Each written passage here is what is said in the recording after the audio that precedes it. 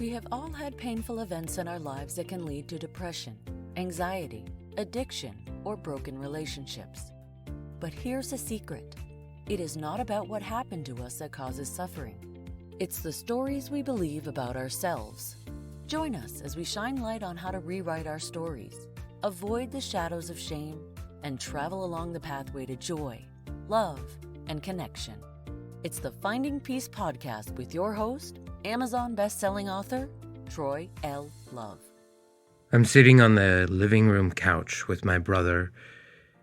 It's around Christmas time, and my parents have called us together for a meeting. I can tell from the tone of their voice that this is not going to be a good meeting. They proceed to tell me that they are getting divorced. This isn't the first time that my parents have told me that they're getting divorced.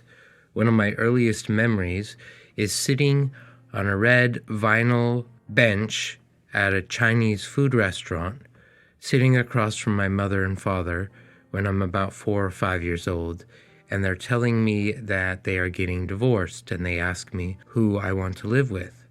They didn't get divorced. In the 6th grade, my parents have a family meeting, and they share with us that they are going to get divorced. And then they didn't get divorced.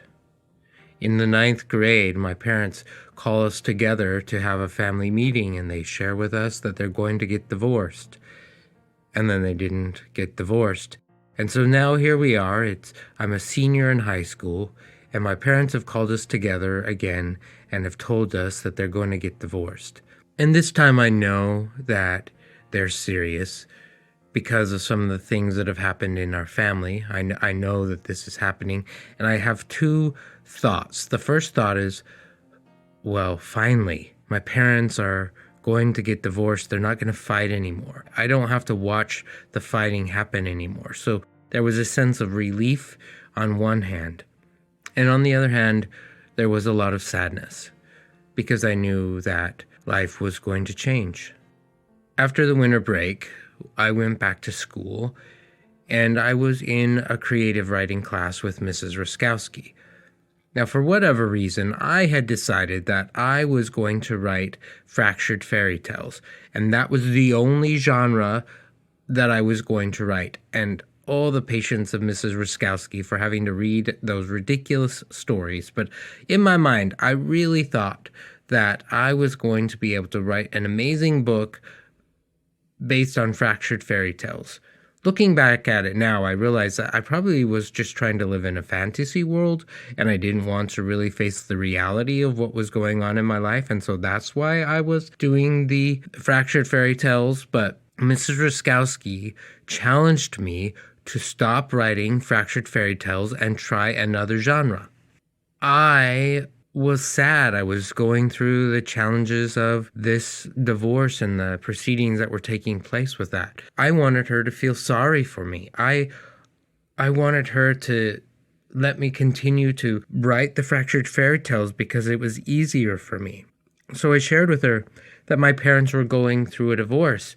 And her reaction was, well, Troy, that sounds really hard, and I'm sad that that's going on in your life. I believe in you.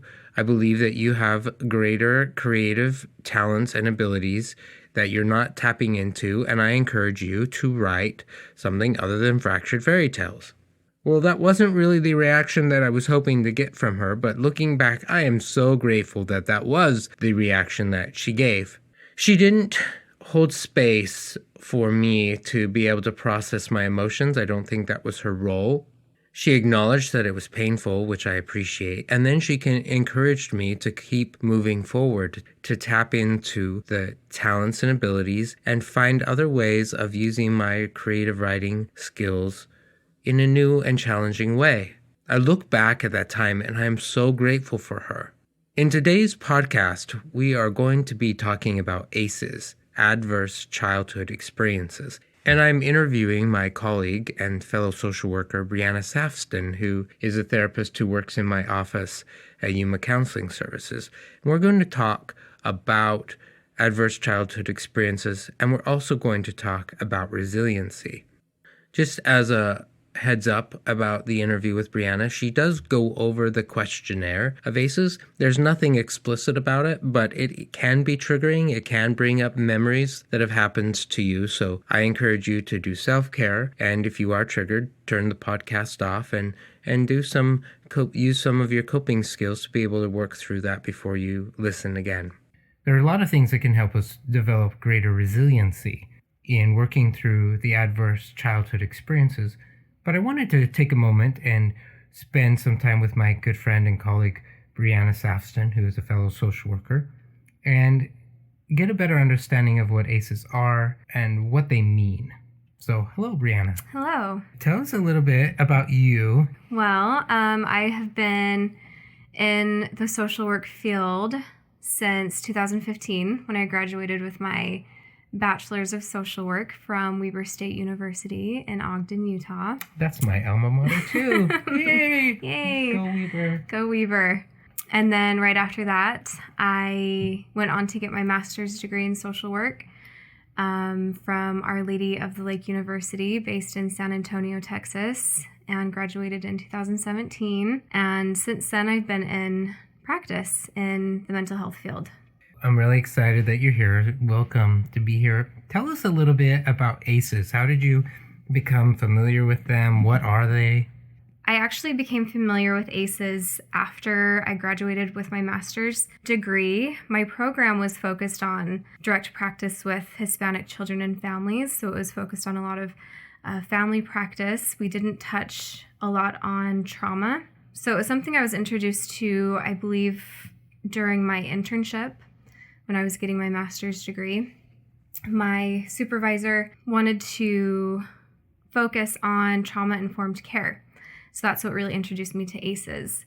ACEs, like you mentioned, stand for Adverse Childhood Experiences. That's based off of a study that I believe was done in the mid-90s in Southern California. It was a very significant study. It had over 17,000 participants. And what they learned through these questionnaires of their patients was that those who had experienced a adverse childhood trauma or event before they were 18 were at greater risk for health problems later in life. What kind of health problems? Anything from mental health problems, so being diagnosed with depression, anxiety, PTSD, suicidal thoughts, substance use, addiction, to medical issues like chronic pain, chronic health problems, heart disease, obesity, diabetes, cancer, all sorts of things. It's pretty intense. Mm-hmm. So what kind of questions are on the questionnaire? So I have the questionnaire here. It's a pretty simple one. It's 10 questions. And for every yes that you answer, that's 1 point. And so you can have a total of 10 points. So I'm just going to go through and read these questions. So the first question, number 1, asks, did a parent or other adult in the household often swear at you, insult you, put you down, or humiliate you, or act in a way that made you afraid that you might be physically hurt? If you answer yes to that, that's 1 point. The second question is, did a parent or other adult in the household often push, grab, slap, or throw something at you, or ever hit you so hard that you had marks or were injured? The third question asks, did an adult or person at least 5 years older than you ever touch or fondle you, or have you touched their body in a sexual way, or tried to actually have oral, anal, or vaginal sex with you? The fourth question asks, did you often feel that no one in your family loved you or thought you were important or special, or your family didn't look out for each other, feel close to each other, or support each other? Number 5, did you often feel that you didn't have enough to eat, had to wear dirty clothes, or had no one to protect you, or your parents were too drunk or high to take care of you or take you to the doctor if you needed it? Number 6, were your parents ever separated or divorced? Number 7, Was your mother or stepmother often pushed, grabbed, slapped, or had something thrown at her? Or sometimes or often kicked, bitten, hit with a fist, or hit with something hard? Or ever repeatedly hit over at least a few minutes or threatened with a gun or knife? If you answered yes to any of those, that's a 1. Number 8, did you live with anyone who was a problem drinker or alcoholic or who used street drugs? Number 9, was a household member depressed or mentally ill, or did a household member attempt suicide? And then the last one, number 10, did a household member go to prison? So if you answered a yes to any of those, you would total your score out of 10. And the closer you are to that total of 10, the more at risk you are for health problems later in life. So as I'm thinking about my life, I can say I have that one, and I have that one, and I have that one. I guess my question is, if we have these adverse childhood experiences, you're saying that it increases our risk of depression, anxiety, health problems. It feels almost like I'm doomed. It feels like, okay, I scored a 6 or I scored a 5 or whatever. My life is over because I've had these adverse childhood experiences. I'm pretty sure that that's not what the intent of the questionnaire was, but what are your thoughts about that? Yeah, so what I've noticed when I have my clients fill this questionnaire out is a lot of them sometimes feel like they have a lot of validation for what they're later experiencing in life. They have answers to, oh, that's why I maybe have this chronic pain or these chronic migraines or these chronic issues, is because I did experience some of these things and I didn't realize how it affected me. And so while it might feel really daunting and there's nothing you can do about it, there's actually a lot you can do. And that's why this study was so significant, is because we know that with early intervention or effective treatment, you can find a lot of healing from these experiences. That's really good news. When I wrote the book Finding Peace, I identified the 6 attachment wounds: loss, neglect, rejection, abandonment, betrayal, and abuse. And it really touches bases on all of those from the ACEs questionnaire. And you and I have talked about how those painful experiences really can cause us to develop some negative core beliefs about ourselves, or lead us to behave in ways that maybe are not beneficial for us, but what we're really trying to deal with is cope with the pain. So are there any better ways of coping with the pain besides numbing or sinking into shame or isolation? Yeah, so if we're talking coping skills, one of the most beneficial things I've learned from just in my research with trauma therapies is using your bodies. So I actually just got done reading a book by Peter Levine called Waking the Tiger, and he talks about how recovery from trauma starts at a physiological level. So just connecting with your body through deep breathing, relaxation skills, yoga, anything that's going to help you become more in touch with yourself. So let's say I'm a brand new client, I don't know anything about that.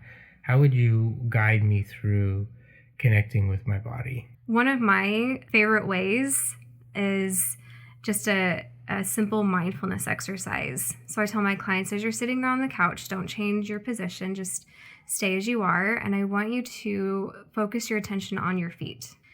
Just notice what it feels like to have your feet in your shoes. Are there any certain points of pressure that you notice? Notice temperature.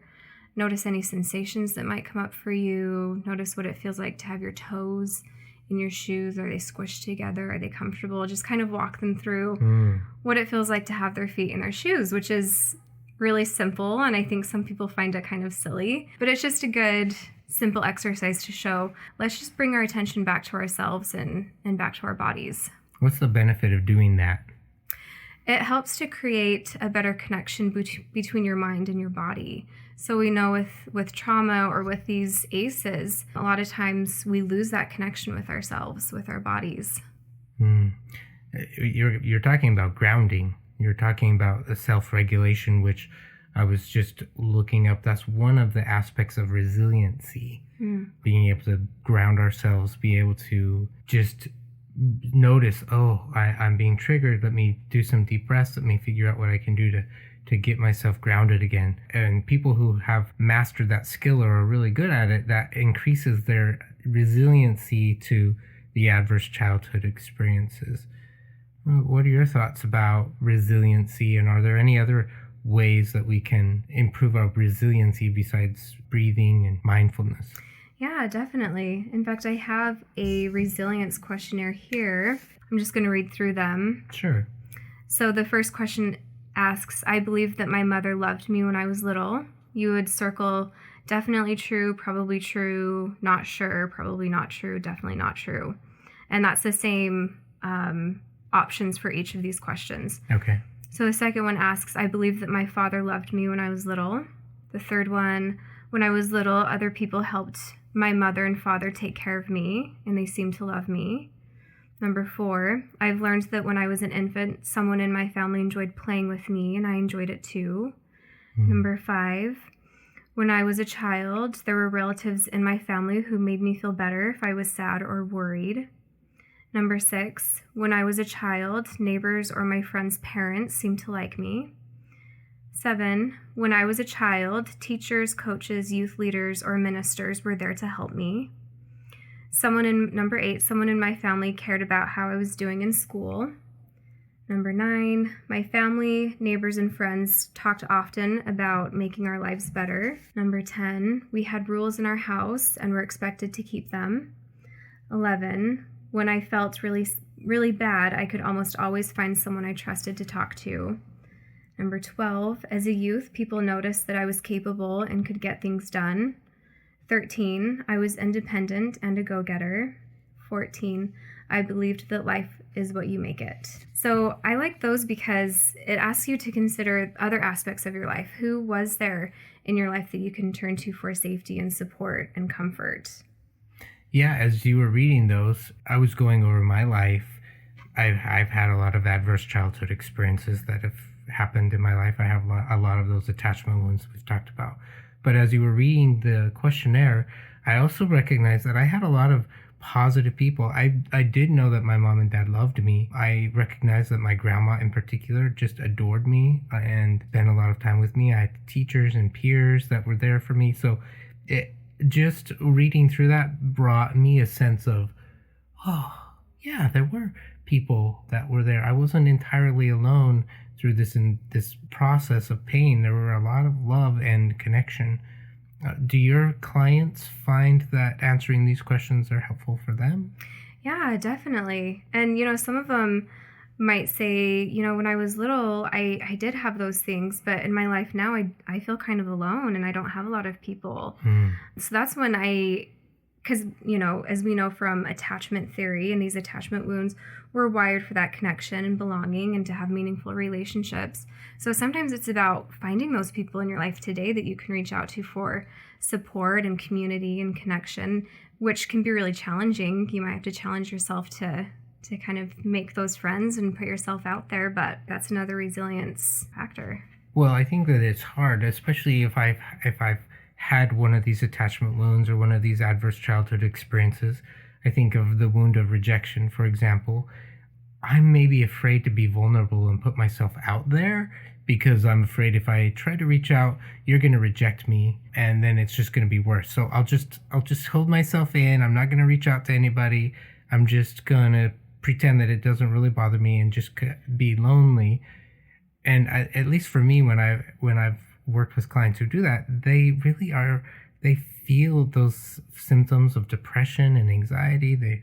They're struggling with that loneliness, and those wounds just actually get worse. That we're not doing any wound care with that. So as I'm hearing you read these questionnaire, connection seems to be a really important part of resiliency. Yeah, definitely. How do you build connection? If I were a client and I were saying, Breanna, I just don't know where I could reach out. Where could I go to find some connection? Where would you steer your clients? Where would you recommend that we go to build some connection? I think it depends on the individual. I've had some clients who they really enjoy art, For example, just in the last couple weeks, I had someone say that they wanted to make friends. They didn't know how to make friends, but they also enjoyed art. That was one of their biggest hobbies. So we looked for places in the community where they could go, maybe take their art projects to and meet other people who have similar hobbies. I've had other clients say, I really want to find a church to go to, but I'm really scared because of rejection and I don't want to go alone. So we brainstorm ways to have an acquaintance or a friend or neighbor go with them, or just work through those challenging thoughts and beliefs that they have about themselves that's keeping them from reaching out to other people or attending that church or going to the art community center. So I guess I'm not doomed if I have a really high ACEs score. No, not doomed. So we've learned that we're not doomed if we've had adverse childhood experiences. We've learned that we can develop resiliency. Where are some places where people can go to learn more about healing from adverse childhood experiences or building resiliency to the attachment wounds we've talked about? There are a lot of places. If someone was just interested to learn more about ACEs, just doing a simple Google search about ACEs is going to bring up so much information. I know that there's additional research that's being done and has been done about ACEs. I think that the Finding Peace workbook is an excellent resource because it goes through those attachment wounds. Like you mentioned, it does involve a lot of these experiences mentioned in ACEs. So if anyone finds that they have a high ACE score or even just one ACE score and they would like to work through that, the Finding Peace workbook is excellent. I know that you have a retreat coming up. Excellent resource. Where can people learn more about you? They can learn more about me through yumacounseling.com. If they're interested in seeing me for counseling, they can call and schedule an appointment. I think that's mostly it. That's awesome. Thank you so much for spending time with me today. I'm grateful for your time and helping us understand a little bit more about ACEs. Thank you. Of course. Thanks for having me. Thank you so much for listening to this interview and this podcast today with Breanna. The thing that really stands out for me as I listened to and interviewed Breanna was the importance of having connection, and I reflect back on Mrs. Ruskowski and the role of support that she was in my life. She didn't show up in a traditional way. She showed up in the way that a teacher would show up. As I reflect upon the teachers that I've had in my life that had the most influence in my life, Mrs. Ruskowski is one of the top 3. I encourage you, as you think about the different adverse childhood experiences that you may have encountered, or if you've experienced any of the 6 attachment wounds of loss, neglect, rejection, abandonment, betrayal, or abuse, I want you to reflect, were there angels in your life? Were there people in your life who held space in one way or another, who helped you continue to put one foot in front of the other and continue to move on? And if you know how to contact them, I'd encourage you to reach out and tell them thank you. I'm not sure where Mrs. Ruskowski is anymore, but if she's listening to this, I want you to know, Mrs. Ruskowski, how much of an influence and a blessing you've been in my life. Thank you for your kindness, your love, and your willingness to continue to believe in a boy who was having a hard time believing in himself. Thank you. You've been listening to the Finding Peace podcast. If you loved the show or want to ask a question, let us know by going to troyllove.com. There, you can also learn about the Finding Peace 5-Day Challenge. Remember to subscribe to this podcast so you won't miss the next episode. And if you are listening on iTunes, please give us a 5-star rating. It helps other people find this podcast more easily. Thank you for spending part of your journey with us. Copyright Finding Peace Consulting.